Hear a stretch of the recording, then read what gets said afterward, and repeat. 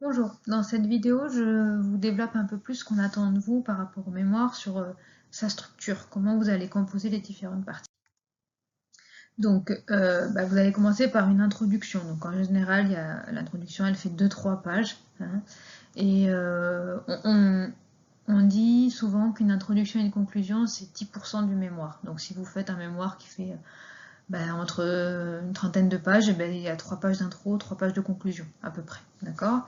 Donc, pensez aussi toujours à cette histoire d'entonnoir dont je vous parle dans d'autres vidéos où on va du plus générique pour arriver au plus particulier. D'accord? Donc, vous allez commencer par présenter le contexte du sujet. Bon, je vais prendre un exemple que tout le monde connaît, donc, qui est la crise du Covid, hein. Donc, par exemple, si on choisissait un sujet en lien avec cette crise sanitaire et l'impact qu'elle peut avoir sur, je ne sais pas, la gestion des ressources humaines, hein. Mais donc, on va parler de manière générique du Covid en lui-même, donc faire un état des lieux de la situation, la crise sanitaire d'abord, puis une crise économique derrière, le confinement. Donc, c'est bien là si vous avez quelques chiffres, quelques données, quelques faits. Donc, vous pouvez être très générique. Et puis, petit à petit, vous allez arriver à votre problème, définir le problème. Donc, on a une crise sanitaire qui s'est transformée en crise économique du fait du confinement, avec de nombreux salariés qui ont dû être confinés chez eux, et par exemple en télétravail ou en home travail. Et donc, nous, on va s'intéresser spécifiquement à la relation RH dans le cas d'une crise sanitaire. Donc, petit à petit, vous voyez qu'on réduit le sujet et on délimite le problème. Donc là, à un moment donné, on va dire, voilà ce qu'on va traiter spécifiquement et voilà ce qu'on ne traitera pas, parce que ce sujet-là présente un intérêt. D'accord? Donc, il faut que tout le temps, vous ayez à l'idée que vous allez guider votre lecteur dans la lecture en lui disant, on a conscience qu'il y a un sujet, un contexte qui amène à un certain nombre de problèmes. Nous, on va traiter particulièrement ce problème-là parce qu'il a tel et tel enjeu. Donc là, vous arrivez à annoncer votre problématique, hein, la question à laquelle vous allez chercher à répondre. Et éventuellement, vous pouvez formuler quelques hypothèses de recherche et vous terminez toujours l'introduction par l'annonce du plan. Dans la première partie, nous allons voir ceci, cela. Dans la seconde partie, nous verrons ceci, cela. Et enfin, on apportera une analyse critique de nos résultats. D'accord? Donc toujours vous présentez le plan. Et ça, c'est la structure idéale d'une introduction en 2-3 pages. Ensuite, vous avez la partie qu'on appelle théorique ou revue de littérature. Donc, elle est obligatoire pour tout le monde. D'accord? Donc ça, personne en Master 2 ne peut échapper à cette partie.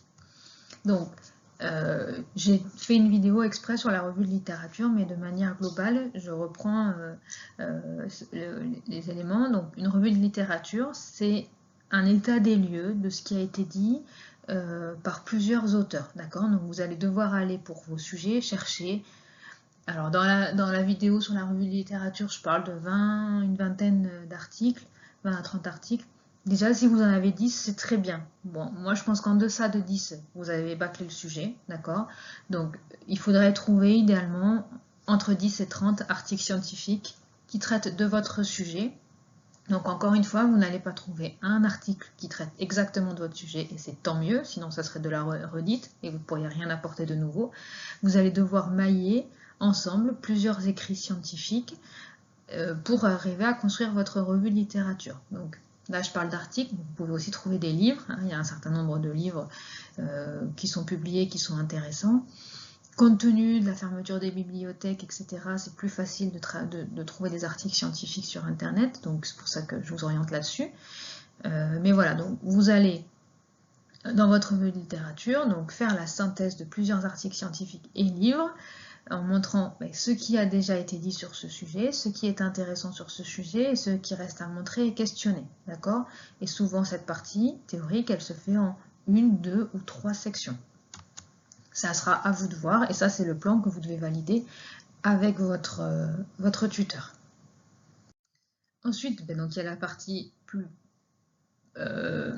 pratique, d'accord? Donc, encore une fois, quand on est en Master 2, on n'attend pas de vous un rapport de stage. Il n'empêche que vous allez faire un stage pour ceux qui auront le stage. Et donc, vous allez potentiellement devoir présenter l'entreprise ou l'agence dans laquelle vous faites votre stage et en quoi ce sujet il est intéressant pour cette entreprise ou cette agence. Potentiellement, vous pouvez rapidement parler du stage et des missions, mais c'est quelque chose qui Voilà, il ne faut pas aller au-delà de 2-3 pages hein, sur cette partie. Ensuite, il se peut que vous ayez développé une méthodologie pour récolter les données que vous allez utiliser, d'accord? Donc vous présentez cette méthodologie et les données, donc si vous faites des questionnaires, si vous faites des entretiens semi-directifs, si vous faites de l'analyse quantitative, d'accord? Donc vous présentez éventuellement la méthodologie que vous avez utilisée pour nous montrer qu'il y a une véritable démarche scientifique derrière votre mémoire et que vos résultats, ils ont une viabilité parce que vous avez travaillé avec des outils et des méthodes pour récolter des données. Vous pouvez avoir, si vous avez mis en place par exemple des outils pour répondre aux problèmes que vous avez posés, vous avez une analyse de ces outils, de ces dispositifs. Beaucoup vont probablement traiter des choses mises en place par leur entreprise ou par leur agence bancaire. Donc vous avez une posture critique et distanciée par rapport à ça, d'accord? Donc vous n'êtes pas simplement dans de la description de ce qui a été mis en œuvre, mais vous les décrivez et vous les commentez et vous les analysez. Et ensuite, il y a véritablement ce qu'on attend de vous, et c'est ce qui est le plus important, une posture réflexive où vous allez avoir une distance par rapport à ce qui a été mis en œuvre et vous allez faire des préconisations, des propositions, des recommandations, d'accord? Et comme je le dis dans une autre vidéo, vous avez un rôle un peu de consultant qui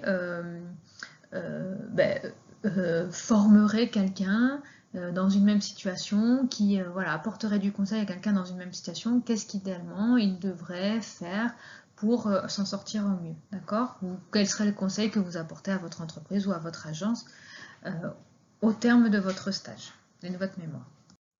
Et ensuite, vous avez une conclusion.